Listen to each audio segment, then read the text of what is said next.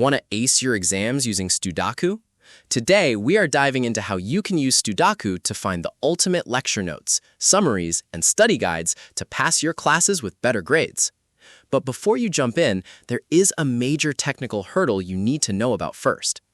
According to Studocu's official platform, it's built to be a go-to hub for student resources.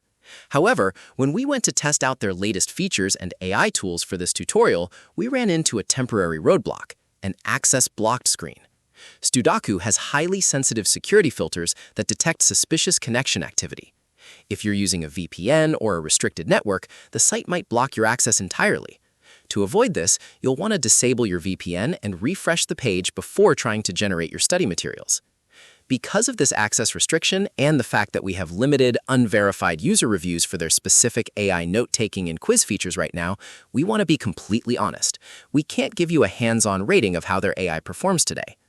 If you want to test out their study guides and see if you can access their latest tools, head over to studocu.com. Just make sure your connection is clear.